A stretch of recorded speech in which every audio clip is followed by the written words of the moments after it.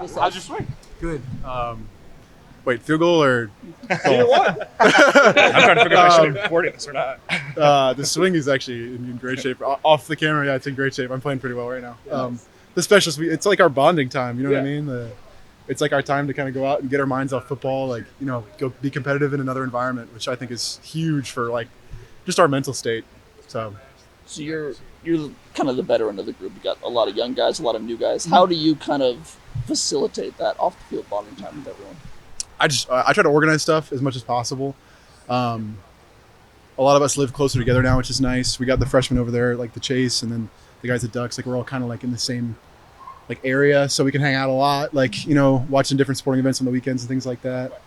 And then golf really is the thing we're doing. And you know, I'm just trying to teach these guys the things I wish I knew when I was their age, because there's things that take years of experience. There's things that an 18-year-old, you know, doesn't come here knowing, or, you know, isn't able to, you know, go out there, perform mentally the way they want to because they haven't matured yet. They don't know, you know what I mean? So I'm just trying to get those guys started on the kind of stuff that's helped me as early as possible so that they're ready when their time comes. What have you seen? I know Grant, it sounds like, it's kind of dinged up right now. Dan has said a couple of times.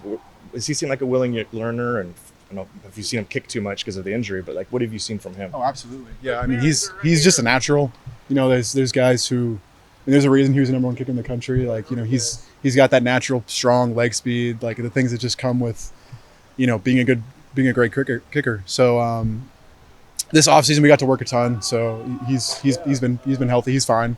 Probably he's not really injured. He's doing good. Okay, yeah, he's fine. He kicked today. He's hitting the ball well though, and I'm just trying to, you know, it's not like he can't make a ball go through the yellow post. You know what I mean? That's things I've talked about a lot. Like as a freshman, I had no trouble kicking a ball, but you know, when he goes out there in a game day, like how are you going to perform? And I want to make sure he's ready for that. How was he today then? Good. He's hitting the ball well. There's obviously some things I want to clean up with like his little mechanics and things, just to get a little more distance, a little more power. But like he's got it in him. He's going to be a good kicker. As a veteran kicker, are you kind of a pseudo position coach almost, or an extension of that with some of the younger guys, just because you've been through this a long time? I know you said in the past you guys spend so much time kind of in groups together. I would definitely say so. I mean, in coaching kickers is something I want to go into after football. I want to be able to give back, you know, the knowledge that I've gained, and even through the recruiting process, things like that. Like I want to teach people, you know, what it takes to get to this level and perform well at this level.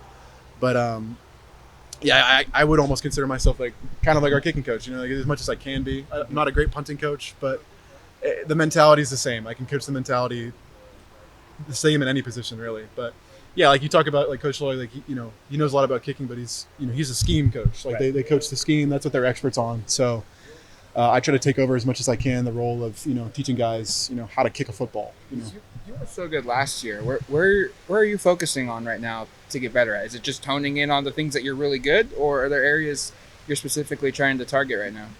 I mean, there's obviously little swing changes you can make. Same thing as golf. I can get better. I can get more distance out of my kicks. Like I can get Coach Lanning's confidence to kick a 55-yard field goal up, you know, things like that. Like I want Coach Lanning to see, you know, those kicks in practice, traveling further, going higher, better rotation. You can always get better. So there's things Justin Tucker's still working on. You know what I mean? Any impressions of Luke Dunn so far? Yeah, the kid's a natural. Like he's got a huge leg. All those guys coming from, I don't know what they're feeding those kids, but they just boot the ball. Ross too, like we got two really natural punchers that I think I have a ton of potential. And once they lock in that mental stuff, like I think we're going to be really good there. Any thoughts on the Jake facility out at UV? The what? Jake, the new golf facility out at Emory Valley. You seen the Yeah, drops of any of those? Yeah, I hope I get an invite out there. I'm trying to. Yeah, I got some buddies in the golf team, so I'm hoping I can get a few texts when that thing's over. Yeah. That was going to be my next question. Do you guys interact with, I mean, you guys talk about golf all the time. Do you interact with people on the golf team? Are you good friends with them? Yeah. The mentality of golf and kicking is very similar. I mean, just like any sport. I got a couple buddies on the team who I've taken classes with and gone out to play with. I think playing with good golfers makes me a better golfer too. That's obviously, like, that's what people say. But yeah, I try to get out there as much and even learn from those guys. You know, what are you saying in your head before you swing? Like what are your little triggers? Like what makes you perform to your best of your ability? Like that'll help me kick. So for sure. Some changes in terms of the personnel that would be snapping and holding the ball for you, and that's been something that shifted a little bit over the last couple of years, just with some players out, but no Carson out there. What's it kind of been like? And like, have you guys done enough live kicking where you guys have kind of gotten confident in that Fortunately, Luke Basso got a lot of reps last year. So I'm really, really confident with Luke. And then we brought in 2 other snappers who are really good. They're really talented guys who are going to push Luke even more.